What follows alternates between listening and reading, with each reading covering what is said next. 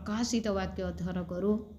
प्रकाशित वाक्य आउ शेष समय जहाँ घटिबो बा एबे जहाँ घटुअछि ए समस्त विषय ताहा बताई आमको शिक्षा दिए और सेटा आमे पढ़ी करी आम समस्त को निश्चय भयभीत लगे। और जहाँ भी हो प्रभु आमे समस्त प्रार्थना सहित बसु पूरा पवित्र आत्मा रे पूर्ण ही आमे बसु जो द्वारा मोर बुद्धि कार्य न करूँ किंतु पवित्र आत्मा मोर मुख को व्यवहार करंतु। Praise the lord, hallelujah. आमने जहाँ अध्ययन कला प्रकाशित वाक्य 12 पर्व ए जगह लिखा जाए प्रथम पदरे परे आकाश रे गोटे महालक्षण देखागला। सूर्य परिहिता जड़े स्त्री लोक ताहांक पाद तले चंद्र और मस्तक रे 12 नक्षत्र खचित गोटे मुकुट। गोटे स्त्री लोक अच्छी आ से स्त्री लोक की प्रकार सूर्य परिहिता अर्थात सूर्य को पिंधिला परी देखा जाउची। सूर्य भितरे जड़े जदि पशिजीव आउ जे प्रकार अनेक लोक चित्र काटती से प्रकार आउ ए जगह देखू सूर्य परिहिता जड़े स्त्री लोक। सूर्य क्या बुझाए आत्मिक भाव में, सूर्य क्या बुझाए प्रभु जीशु को बुझाए। आमे गत कालीर अध्ययन रे मध्य अध्ययन कर सारीछु मलाखी 4 पर्व जे आरोग्यदायक सूर्यर किरण आउ कौन करिबो आरोग्यता देव जो द्वारा रुग्णा लोक माने मध्य गोवत्स न्याय खुदा मारिबे बोली लिखा जाए। पृष्ठपृष्ठ हेबे। Praise the lord, hallelujah. आई जगह लिखा जाए सूर्य को परिहित करिथिबा बा परिधान करिथिबा जड़े स्त्री लोक ताहांक पाद तले चंद्र और मस्तक रे 12 नक्षत्र खचित गोटे मुकुट। आमे मन दे सुनिबा केही अस्थिर हेबा नाई। जदि अस्थिर हेबा आमे बिल्कुल बुझी पारबा नाई ए वाक्य। आउ सेही सूर्य परिहिता जड़े स्त्री लोकर पाद तले चंद्र अछि आउ तांकर मस्तक रे 12 नक्षत्र खचित गोटे मुकुट अछि। मोर प्रिय माने आमे ध्यान देबा जे जड़े स्त्री लोकर विषय जगह लिखा जाए जे कि चंद्र रे पाद देइछि, चंद्र उपरे ठिया हेइछि किंतु काहाकु परिधान कला परी देखा जाउछि सूर्य को। ओ मस्तक रे 12 नक्षत्र खचित गोटे मुकुट। तार मस्तक रे गोटे मुकुट लागिछि आ से मुकुट केते प्रकार 12 नक्षत्र रे गढ़ा जाइथिबार मुकुट। तार मुकुट रे 12टी नक्षत्र अछि। 12टी नक्षत्र देखंतु। एबे आमे यार गभीर अर्थ को टिके चिंता करिबा। सूर्य परिहिता स्त्री कहिले एटा जने स्त्री लोक नुह आत्मिक भाव रे आउ एटा प्रभुंकर गोटे मंडली को बुझाउछि। आ से मंडली की प्रकार हेतिबा कथा प्रभु जीशु को परिधान करिथिबार मंडली अर्थात परित्राण प्राप्त मंडली रो समावेश। पुणी तार पाद तले चंद्र अर्थात से केते बेले सूर्य को परिधान करिछि। मोर प्रिय माने आमे मने पकाइबा चंद्र रो ऊपर से ठिया हेछि तार पाद तले चंद्र। चंद्र काहाकु बुझाए आमे समस्ते जानू चंद्र रो तार किछि ज्योति नाय, से आलोक निजे देई पारे नाय किंतु सूर्य ठारू से आलोक नेई से पृथ्वी को आलोकित करे। चंद्रर तार कार्य सेटा आमे जगार देखू। चंद्र कहले कौन ए जगार साक्ष्य को बुझाउछि। प्रभु जीशुंकर साक्ष्य साक्ष्य उपरे जो मंडली ठिया हेछि आमे मन दे सुनिबा। साक्ष्य उपरे जीशुंकर सपक्ष रे आ साक्षी हेई साक्ष्य उपरे अर्थात चंद्र उपरे जो मंडली ठिया होइछि सेही मंडलीर मस्तकरे तार मुंडरे आउ गोटे मुकुट अछि आउ से मुकुटटी 12टी नक्षत्र द्वारा गढ़ा जाइछि। नक्षत्र कहले कौन? तारा। नक्षत्र कहले तारा। 12टी नक्षत्र द्वारा गढ़ा जाइतिबार गोटे मुकुट से मंडली रे अछि अर्थात से नारी पिंधि अछि तार मस्तकरे। आ से 12टी नक्षत्र कहले कौन? द्वादश नक्षत्र कहले कौन?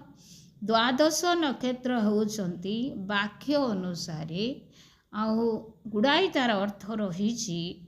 द्वादश नक्षत्र होउछंती द्वादश शिष्य मानकर वाक्य, प्रेरित मानकर वाक्य आउ द्वादश गोष्ठी को मध्य बुझाए।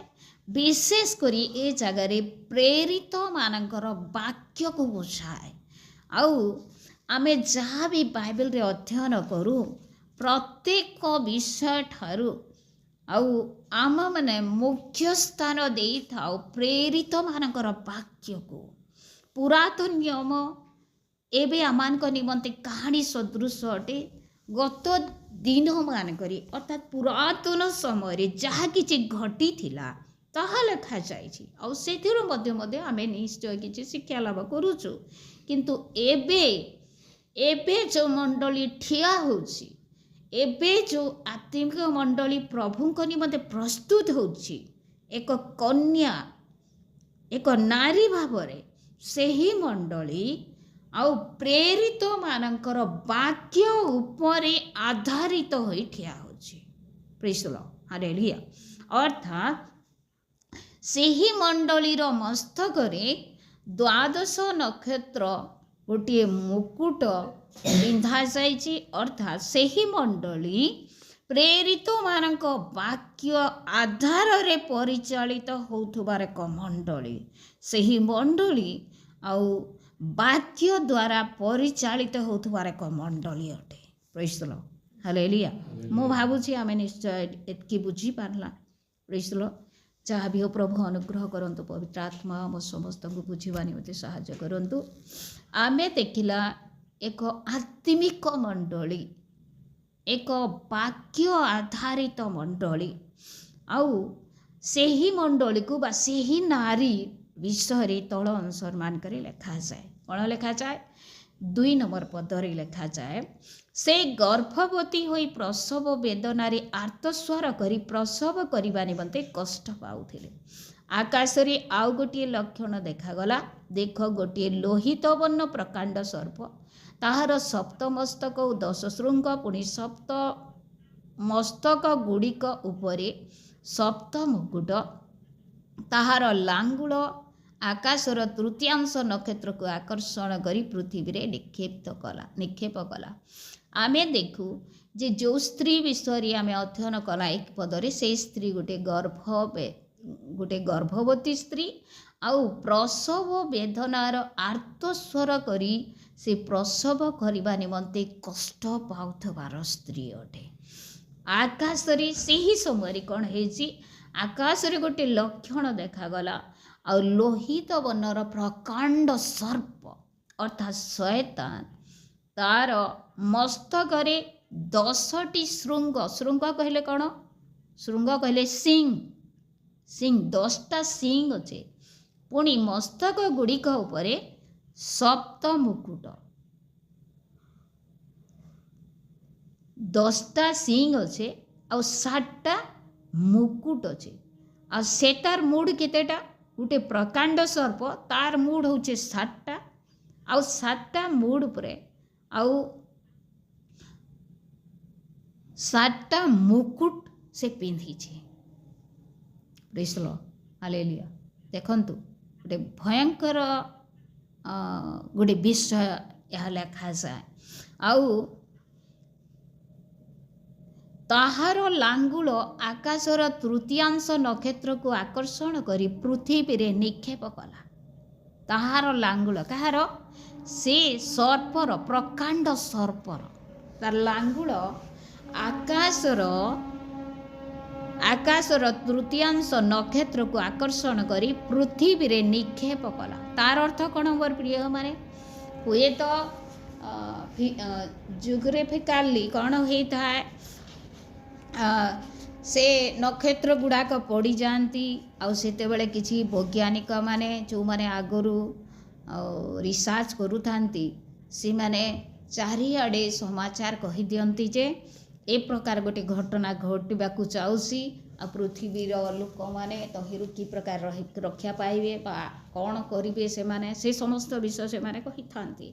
କିନ୍ତୁ ଏ ଜାଗାରେ ଦେଖୁ ଆତ୍ମିକ ଭାବରେ ଯେ ତାର ଲାଙ୍ଗୁଳରେ ଶୟତାନ ସେ ପ୍ରକାଣ୍ଡ ସର୍ପ ତାର ଲେନ୍ସ ଥି କାଣା କରିଛି, ଆକାଶର ତୃତୀୟାଂଶ ନକ୍ଷତ୍ରକୁ ଆକର୍ଷଣ କରି ପୃଥିବୀରେ ନିକ୍ଷେପ କଲା। ଏବେ ଆମେ ମନ ଦେଇ ଟିକେ ଶୁଣିବା। ନକ୍ଷତ୍ର କାହାକୁ କୁହାଯାଏ? ଦାନିଏଲ 12 ପର୍ବ 3 ପଦରେ ନକ୍ଷତ୍ର କାହାକୁ କୁହାଯାଏ? ନକ୍ଷତ୍ର ପ୍ରଭୁଙ୍କର ଦାସମାନଙ୍କୁ କୁହାଯାଏ। ଯେଉଁ ଦାସମାନେ ଲୋକମାନଙ୍କୁ ପ୍ରଭୁଙ୍କ ନିମନ୍ତେ ଲାଭ କରନ୍ତି ସେମାନଙ୍କୁ ଆକାଶର ନକ୍ଷତ୍ର ବୋଲି କୁହାଯାଏ। ପ୍ରେଜ୍ ଦ ଲର୍ଡ, ହାଲେଲୁୟା। ଏ ଜାଗାରେ ଦେଖୁ ସେ ପ୍ରକାଣ୍ଡ ସର୍ପ ସେ କ'ଣ କରୁଅଛି, ଆକାଶରେ ଯେଉଁ ତୃତୀୟାଂଶ ନକ୍ଷତ୍ରମାନେ ଅଛନ୍ତି ସେମାନଙ୍କୁ ଅର୍ଥାତ୍ ଆକାଶରେ ଥିବା ନକ୍ଷତ୍ରମାନଙ୍କୁ ତାର ଲାଞ୍ଜରେ ସେ ଟାଣି ଆଣି ତଳେ ପକାଇଦେଲା, ପୃଥିବୀରେ ନିକ୍ଷେପ କରିଦେଲା। ତାର ଅର୍ଥ କ'ଣ? ଶୟତାନ ଏବେ କ'ଣ କରୁଛି, ବିଭିନ୍ନ ଫାନ୍ଦ ମାଧ୍ୟମରେ ବିଭିନ୍ନ ଯୋଜନା ଆଉ ବିଭିନ୍ନ ଆକର୍ଷଣୀୟ କଥା ଦ୍ୱାରା ଅଭିଷେକ ଦ୍ୱାରା, ଶୟତାନର ଅଭିଷେକ ମଧ୍ୟ ରହିଛି, ଅନେକ ମିରାକିଲ ଦ୍ୱାରା, ଅନେକ ପ୍ରଲୋଭନ ଦେଖାଇ, ଟଙ୍କାର ପ୍ରଲୋଭନ, ପାପ ଦ୍ୱାରା, ବ୍ୟଭିଚାର ଦ୍ୱାରା ପ୍ରଭୁଙ୍କର ଲୋକମାନଙ୍କୁ କ'ଣ କରୁଅଛି, ଯେଉଁମାନେ ଦିନେ ସତ୍ୟ ଭାବରେ କାର୍ଯ୍ୟ କରୁଥିଲେ, ଯେଉଁମାନେ ଆଉ ଅନେକ ଲୋକମାନଙ୍କୁ ପ୍ରଭୁଙ୍କ ନିକଟକୁ ଆଣିଥିଲେ, ସେମାନଙ୍କୁ ସେ କ'ଣ କରିବ, ଏହି ପ୍ରକାର ପାପର ବିଭିନ୍ନ ପ୍ରଲୋଭନ ଦେଖେଇ ସେ ଜଗତକୁ ଆକର୍ଷଣ କରି ପକାଇଦେବ। ଏବେ ମଧ୍ୟ ଚାଲିଛି ଏ କାର୍ଯ୍ୟ। ପ୍ରେଜ୍ ଦ ଲର୍ଡ, ହାଲେଲୁୟା। ପୃଥିବୀରେ ନିକ୍ଷେପ କଲା। ଦେଖନ୍ତୁ ତାର ଚାଲାକି କି ପ୍ରକାର। କାହିଁକି ତାର ମସ୍ତକ ଏତିକିଟା 7ଟା, ଆଉ 7ଟା ମସ୍ତକରେ 10ଟା ଶୃଙ୍ଗ ଅଛି, ଆଉ ସବୁ ମସ୍ତକରେ ମୁକୁଟ ପିନ୍ଧିଛେ ବୋଲି କାହିଁକି କୁହାଯାଉଛି? ମସ୍ତକ କହିଲେ ସେତିକି ବୁଦ୍ଧି।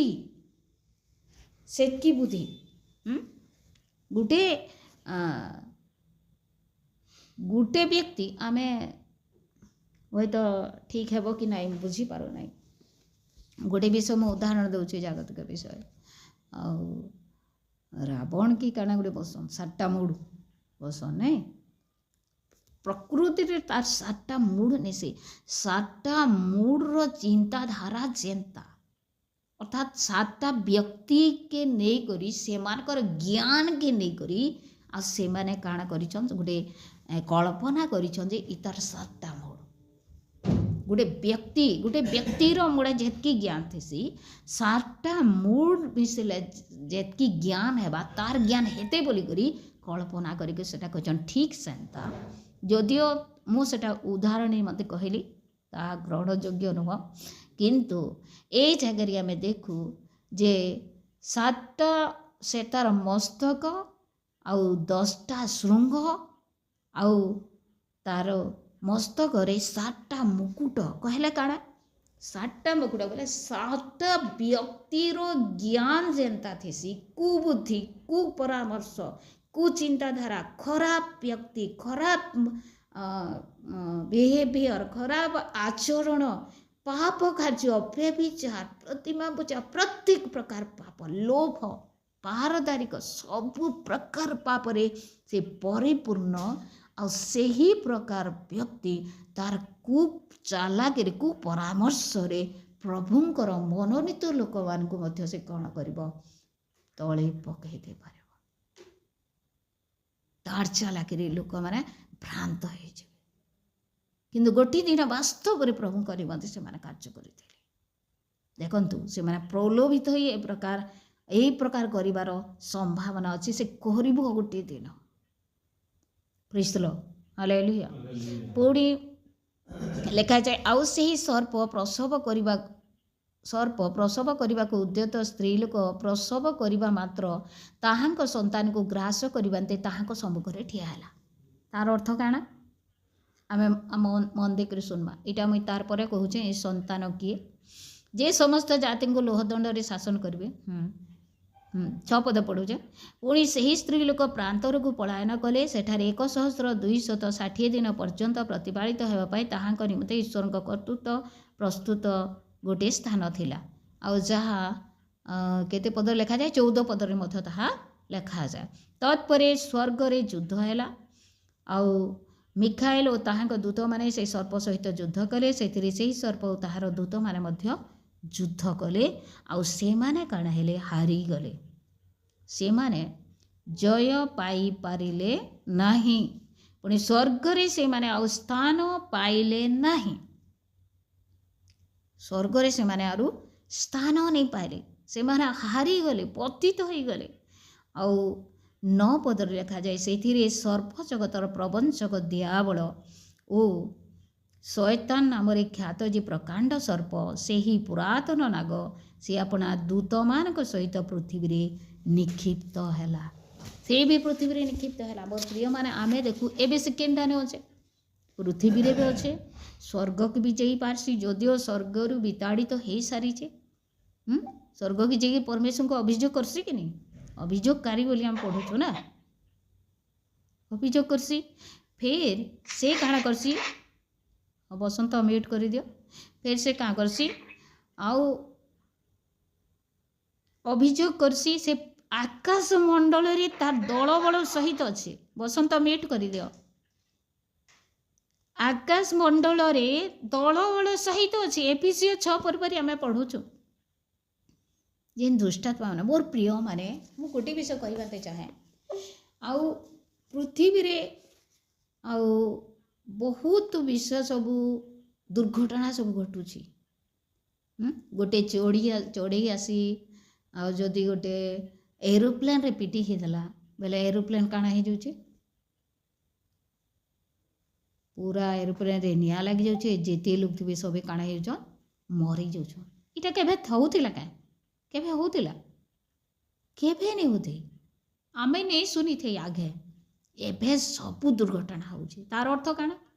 आकाश मंडल जे दुष्टात्मा माने अछन, से माने भी लोग के विनाश करवा लगी योजना करछन। से तो मूलरू संता चिंताधारा था। किंतु एछि जेहेतु जीशुंकर आगमन सन्निकट, सेथिर लगी से युद्धकालीन भित्तिरे लोक मान के से विनाश करे चली। युद्धकालीन भित्तिरे अथा से केते बेले शांति रे नहीं बसवा। से तार योजना चले छन। चारि आड़े लोक माने आउ केहे भी निरापद रे नेन। प्रति मुहूर्त रे आपद माड़ी आसुचे। देखंतु चारिआड़े। Praise the lord, hallelujah. आउ तापरे आमे देखू जे से हारी गला, आउ तले पड़ी गला।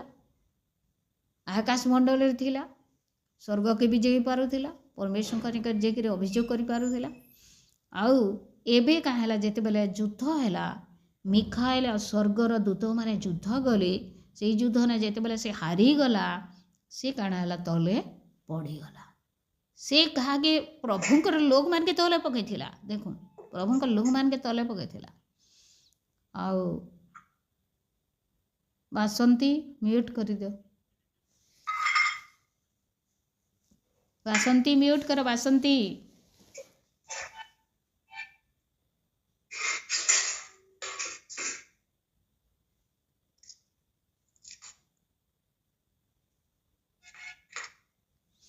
हेलो बासंती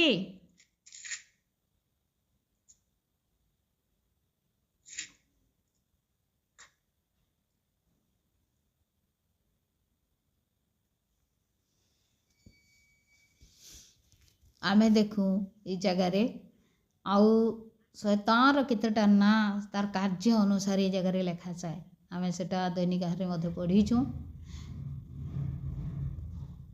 आ 10 पदरे लेखा जाए सेतेबेले मु स्वर्ग रे उच्च स्वर शुणिली वर्तमान आमान ईश्वर परित्राण पराक्रम और राज्य पुणी ताहांक ख्रीष्टंकर कर्तापण उपस्थित होइछि कारण आम मान भातृगण अपवादक जे दिवारात्र से विरुद्ध आमान ईश्वर छामुरी अभियोग करुला से तले निक्षिप्त होइछि इटा स्वर्ग रु गोटे उच्च रबरे आ कहू अछंती बासंती म्यूट करनु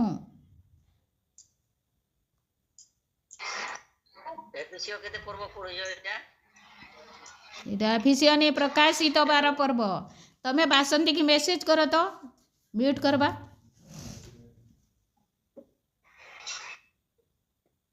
पूरा ऑफ करी देकर काम बुता करूछन बसबा ने के जाना हेलो बहुत डिस्टर्ब होचे ना नहीं सुफान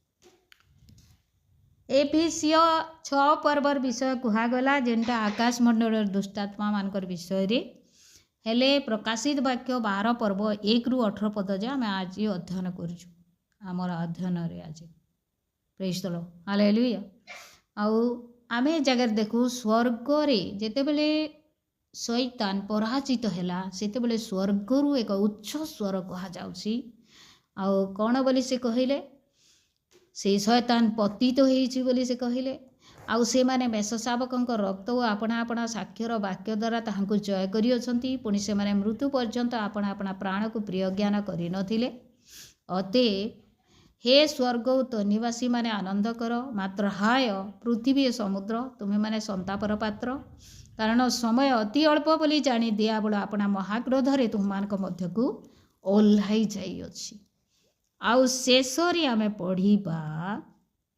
17 पदरे र आउ मो जोठी थिली 4 पद एबे आमे चिंता करिबा ताहार लांगुल आकाशर तृतीयांश नक्षत्र को आकर्षण करी पृथ्वी रे निक्षेप कला आउ सेही सर्प प्रसव करने को उद्यत स्त्री लोक प्रसव करने मात्र ताहांक संतान को ग्रास करवाते ताहांक सम्मुखें ठिया हैला एटा किए एटा होची सर्प जगतर मंडली को गोटे नारी सहित तुलना करा जायछि आउ सेई नारी अर्थात प्रभु को पाइथिबा लोक मानकर समष्टि बा सबु ख्रीस्टान लोक मान को गोटे नारी सहित तुलना करा जायछि किंतु से नारी जहाँ को गोटे प्रसव करिबो गोटे छोट पिला आ से छोट पिला किए अटंती से छोट पिला होची से छोट दल जे कि सती कन्या आ ताकू प्रभु जीशु कौन करिवे डाकिबे प्रेज द लॉर्ड हालेलुया ए जगह आमे देखू जे समस्त जाति को लोहदंड रे शासन करिवे एपरि एक पुत्र संतान को से स्त्री लोक प्रसव कले आउ ताहांक संतान ईश्वर और ताहांक सिंहासन निकट को उठाई निया गले सेही शिशु को परमेश्वर संतान ईश्वर एवं तांकर सिंहासन निकट को उठाई निया गले केतेबेले सर्प ताकू ग्रास करिबांते उद्यत थिला नारी जेतेबेले से संतान को जन्म करिबो आमे मन दे सुनिबा नारी जेतेबेले से संतान को जन्म करिबो आ से जन्म हैला पुत्र को नाश करिबांते विनाश करिबांते शैतान जगिथिला नारी को किछि करि नै देखंतु नारी को आघात करी नहीं से किंतु से नूतन से पुत्र जे जन्म लाभ करिबो ताकू मारिबा निमंते दियाबल अपेक्षा करूछे योजना चलैछे किंतु कौन हैला ताकू परमेश्वर अनुग्रह कले आउ आमे हाँ 14 पदरू पढ़िबा ସେଥିରେ ସେହି ସ୍ତ୍ରୀ ଲୋକ ଯେପରି ସର୍ପର ମୁଖରୁ ରକ୍ଷା ପାଇ 3.5 ବର୍ଷ ପର୍ଯ୍ୟନ୍ତ ପ୍ରତିପାଳିତ ହୁଅନ୍ତି, ଏଥି ନିମନ୍ତେ ପ୍ରାନ୍ତରସ୍ଥ ଆପଣା ସ୍ଥାନକୁ ଉଡ଼ିଯିବା ପାଇଁ ତାହାଙ୍କୁ ବୃହତ୍ ଉତ୍କର୍ଷ ପକ୍ଷୀର 2ଟି ପକ୍ଷ ଦତ୍ତ ହେଲା। ଦେଖନ୍ତୁ, ତାର ଯୋଜନା ମଧ୍ୟ ପରମେଶ୍ୱର କଲେ ଆଉ ତାକୁ ରକ୍ଷା କଲେ। ସେହି ସ୍ତ୍ରୀ ଲୋକଙ୍କୁ ଜଳସ୍ରୋତରେ ଭସାଇ ଦେବା ନିମନ୍ତେ ସର୍ପ ତାହାଙ୍କ ପଛରେ ଆପଣା ମୁଖରୁ ନଦୀ ପରି ଜଳ ଉଦ୍ଗାର କଲା। ତାକୁ ବିନାଶ କରିବାନ୍ତେ ଚେଷ୍ଟା କଲା, କିନ୍ତୁ ବିନାଶ କରିପାରିଲା ନାହିଁ। ପୃଥିବୀ ତାକୁ ରକ୍ଷା କଲା। 16 ପଦରେ ଲେଖାଯାଏ, ପୃଥିବୀ ଆପଣା ମୁଖ ଫିଟାଇ ସର୍ପର ମୁଖରୁ ଉଦ୍ଗାରିତ ନଦୀକୁ ଗ୍ରାସ କରି ସ୍ତ୍ରୀ ଲୋକଙ୍କର ସାହାଯ୍ୟ କଲା ଆଉ ସେ ରକ୍ଷା ପାଇଗଲା। ମୋର ପ୍ରିୟମାନେ, ଏ ଜାଗାରେ ଦେଖୁ, ସ୍ତ୍ରୀ ଲୋକଙ୍କୁ ବିନାଶ କଲେ ତାର କିଛି ଲାଭ ହେଇନଥାନ୍ତା, କିନ୍ତୁ ସ୍ତ୍ରୀ ଲୋକର ଗର୍ଭରେ ଯେଉଁ ଶିଶୁ ଅଛି ତାକୁ ବିନାଶ କରିବାର ତାର ଉଦ୍ଦେଶ୍ୟ ଅଟେ। ଏବେ ଆମେ ମନ ଦେଇ ଶୁଣିବା, ସମସ୍ତେ ବିଲକୁଲ ଅନ୍ୟମନସ୍କ ହେବା ନାହିଁ। 17 ପଦରେ ଲେଖାଯାଏ, ସେଥିରେ ସର୍ପ ସ୍ତ୍ରୀ ଲୋକଙ୍କ ଉପରେ ମହାକ୍ରୁଦ୍ଧ ହୋଇ ତାହାଙ୍କ ବଂଶର ଯେଉଁ ଅବଶିଷ୍ଟ ଲୋକମାନେ ଈଶ୍ୱରଙ୍କ ଆଜ୍ଞା ପାଳନ କରନ୍ତି ଓ ଯୀଶୁଙ୍କ ବିଷୟରେ ସାକ୍ଷ୍ୟ ଦାନ କରନ୍ତି, ସେମାନଙ୍କ ସହିତ ଯୁଦ୍ଧ କରିବାକୁ ଚାଲିଗଲା। ଦେଖନ୍ତୁ, ଏବେ ତାର ଅସଲ ବିଷୟ ଏ ଜାଗାରେ ଲେଖାଯାଏ। ସେଇ ସର୍ପ ସ୍ତ୍ରୀ ଲୋକଙ୍କ ଉପରେ ମହାକ୍ରୁଦ୍ଧ ହେଇଗଲା, ରାଗିଗଲା ତାହାକୁ। ଆଉ ତାହାଙ୍କର ବଂଶର ଯେଉଁ ଅବଶିଷ୍ଟ ଲୋକମାନେ କାଁ କରୁଥିଲେ, ସ୍ତ୍ରୀ ଲୋକର ଗୋଟେ ସନ୍ତାନ ହେଲା ଆଉ ସେ ସନ୍ତାନ ଗୋଟେ ନିଶ୍ଚୟ ଜନ୍ମ ହୋଇ ଗୋଟେ ନବଜାତ ଶିଶୁ ବହୁତ ଛୋଟ ଥାଏ। ଆଉ ସେଇ ସନ୍ତାନକୁ ବିନାଶ କଲେ ସବୁ ବିନଷ୍ଟ ହୋଇଯିବ ପରମେଶ୍ୱରଙ୍କର ଯୋଜନା ବୋଲି ଆଉ ଶୈତାନ ଜାଣିଥିଲା, ଦିଆବଳ ସର୍ପ ଜାଣିଥିଲା, ପ୍ରକାଣ୍ଡ ସର୍ପ ଜାଣିଥିଲା। ସେଥିପାଇଁ ସେ ଶିଶୁକୁ ବିନାଶ କରିବାନ୍ତେ ଚେଷ୍ଟା କରୁଥିଲା। ଏବେ ସେ ଶିଶୁକୁ ବିନାଶ କରିପାରିଲା ନାହିଁ। ଆଉ ସେ ଶିଶୁକୁ କ'ଣ କଲେ, ପରମେଶ୍ୱର ତାଙ୍କ ନିକଟକୁ ନେଇଗଲେ, ନୀତ ହେଇଗଲା ସେ। ଆଉ ପରମେଶ୍ୱରଙ୍କ ସହିତ ତାଙ୍କର ସିଂହାସନ ପାଖରେ ରହିଲା। କିନ୍ତୁ ଏବେ ପୃଥିବୀରେ ଯେଉଁ ଅବଶିଷ୍ଟ ସେ ସ୍ତ୍ରୀର ବଂଶର ଲୋକମାନେ ଅଛନ୍ତି ଆଉ ଯେଉଁମାନେ ଈଶ୍ୱରଙ୍କର ଆଜ୍ଞା ପାଳନ କରନ୍ତି ଓ ଯୀଶୁଙ୍କ ବିଷୟରେ ସାକ୍ଷ୍ୟ ଦାନ କରନ୍ତି, ସେମାନଙ୍କ ସହିତ ଯୁଦ୍ଧ କରିବାକୁ ସେ ଚାଲିଗଲା। ତାହେଲେ କିଏ ଏମାନେ? ଦେଖନ୍ତୁ ମୋର ପ୍ରିୟମାନେ, ଯେଉଁମାନେ ପ୍ରଭୁଙ୍କର ଗୁପ୍ତ ଆଗମନରେ ଯିବେ ନାହିଁ, ଆମେ ମନେ ପକାଇବା ଏବେ ସେ ସ୍ତ୍ରୀ ଲୋକର ପୁତ୍ର ରକ୍ଷା ପାଇଲା ଆଉ କେଉଁଠିକି ଗଲା? ସ୍ୱର୍ଗକୁ ଗଲା, ପରମେଶ୍ୱରଙ୍କ ନିକଟକୁ ଗଲା। ଆଉ ତାର ଅର୍ଥ ହେଉଛି ସମଗ୍ର ପୃଥିବୀ ଭିତରେ ଯେତେ ଖ୍ରୀଷ୍ଟିଆନ ଲୋକମାନେ ଅଛନ୍ତି ସେମାନେ ସେ ନାରୀ ସହିତ ତୁଳନା କରାଯାଇଛି। ଗୋଟେ ନାରୀ, ଗୋଟେ ମଣ୍ଡଳୀ ଆଉ ବିଶ୍ୱବ୍ୟାପୀ ମଣ୍ଡଳୀ ତାର ଅର୍ଥ। ଆଉ ସେ ଭିତରେ ଗୋଟେ ଦଳ ଅଛନ୍ତି, ଛୋଟିଆ ଦଳ, ସେ ଶିଶୁକୁ ଜନ୍ମ କଲା ପରି। ଆଉ ସେହି ଦଳ କେବଳ ପରମେଶ୍ୱରଙ୍କ ନିକଟକୁ ନିଆଯିବେ ଆଉ ସେ ନାରୀ ଯିବ ନାହିଁ, ସର୍ବବ୍ୟାପୀ ମଣ୍ଡଳୀ ଯିବ ନାହିଁ। କିନ୍ତୁ ସର୍ବବ୍ୟାପୀ ମଣ୍ଡଳୀ ଭିତରେ ଯେଉଁ ଛୋଟିଆ ଦଳ ଅଛନ୍ତି, ଯେଉଁମାନେ ପରମେଶ୍ୱରଙ୍କର ଦିବାରାତ୍ର ଆରାଧନା କରୁଅଛନ୍ତି ଆଉ ଈଶ୍ୱରଙ୍କର ଆଜ୍ଞା ପାଳନ କରନ୍ତି, ତାଙ୍କ ବିଷୟରେ ସାକ୍ଷ୍ୟ ଦିଅନ୍ତି, ସେମାନେ ଆଉ କ'ଣ ହେବେ? ସେ ଛୋଟିଆ ଦଳ ଯୀଶୁ ଡାକିଲା ସମୟରେ ସ୍ୱର୍ଗକୁ ନୀତ ହେବେ ଆଉ ପରମେଶ୍ୱରଙ୍କର ସିଂହାସନରେ ସ୍ଥାନ ପାଇବେ। କିନ୍ତୁ ଏଇ ଜାଗାରେ ସେ ସର୍ପ କ'ଣ କରୁଅଛି, ଦିଆବଳ କ'ଣ କରୁଅଛି, ଯେତେ ଲୋକ ପୃଥିବୀରେ ରହିଗଲେ, ପ୍ରଭୁଙ୍କର ଗୁପ୍ତ ଆଗମନ ତ ହେଇଗଲା, ଗୋଟେ ଦଳ ପଲେଇ ଗଲେ, କିନ୍ତୁ ଯେତେ ଲୋକ ପୃଥିବୀରେ ରହିଗଲେ ଆଉ ସେମାନେ ଯେତେବେଳେ ଅନୁତାପ କଲେ ଆଉ ଭାବିଲେ ନାଇଁ ନାଇଁ ଆମେ ସତ୍ୟ ପରମେଶ୍ୱରଙ୍କ ମାର୍ଗରେ ଚାଲବାର କଥା ବୋଲି, ଆଉ ତାର ବଂଶକୁ ଅର୍ଥାତ୍ ସେ ସ୍ତ୍ରୀ ଲୋକର ବଂଶକୁ ଯେଉଁମାନେ ଈଶ୍ୱରଙ୍କର ଆଜ୍ଞା ପାଳନ କରନ୍ତି ଆଉ ଯୀଶୁଙ୍କ ବିଷୟରେ ସାକ୍ଷ୍ୟ ଦିଅନ୍ତି, ସେମାନଙ୍କର विरुद्ध रे से युद्ध करवाटा आरंभ कला। इटा होचे से महाक्लेश। Praise the lord, hallelujah. बुझी होचे वाक्य। आउ से समुद्रर बालुका उपरे ठिया हैला के दियाबल शैतान प्रकांड सर्प ठिया हाइछे आहु क्रुचे एबे ईमान के मैं देखी नेमी दले तो पले गले जाके मारबार के चाहूतेली किंतु ईमान के मैं देखी नेमी बोली आउ सेमान का विरुद्ध रे युद्ध करवा लगे से हूँ करोछि। Praise the lord, hallelujah. समय हो जाइछि किंतु तथापि मो कहबानते बाध्य हेली। प्रभु ए वाक्य द्वारा आम समस्त को अनुग्रह करंतु। निश्चय आमे किछि नुआ विषय प्रभु हमनको निश्चय जणाइले। प्रभु अनुग्रह करंतु प्रत्येक वाक्य प्रति मनोयोगी हेबा।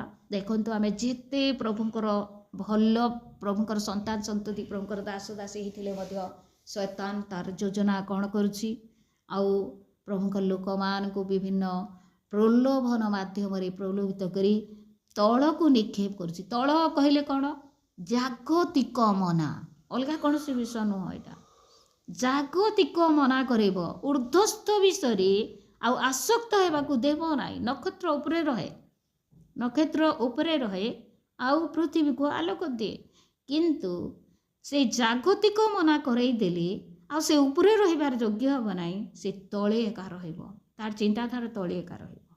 मोर प्रिय माने आउ प्रभु ए समस्त शैतान चालाकीरू आम समस्त को रक्षा करंतु। आमे संपूर्ण प्रभुंकर होई ऊर्ध्वस्थ विषय सर्वदा आसक्त हो आउ शैतान चालाकीरू आमे रक्षा पाओ। एथि निमंते आमान को मध्य आत्मिक एक युद्ध करने को पड़ो। से युद्धटे कौन आमे प्रार्थना सर्वदा रहिबा, प्रभुंक उपस्थिति रहिबा, आमे वाक्य को सर्वदा अध्ययन करू आउ वाक्यमय जीवन काटू जद्वारा आमे कौन अध्ययन कला प्रेरित मानकर वाक्य उपरे आधारित सेहीपरि आमानको हेबाकू हब। प्रेरित मान वाक्य अर्थात एवं परमेश्वर जो प्रकाशन सब आम को दियंती से प्रकाशन उपरे सही वाक्य उपरे आमे स्थिर होई रहिबा हेउची से साक्ष्यर सहित समान। ये जगह जहाँ लेखा जाए चंद्र उपरे ठिया होइतिला कहले। Praise the lord, hallelujah. प्रभु आम समस्त को अनुग्रह करंतु। शैतान चालाकी को जानी बांते तहिरु रक्षा पाई बांते दया करंतु। शैतान सहित तार कुकार्य सहित तार प्रलोभन सहित युद्ध करी आमान को जयलाभ करबांते साहाय्य करंतु।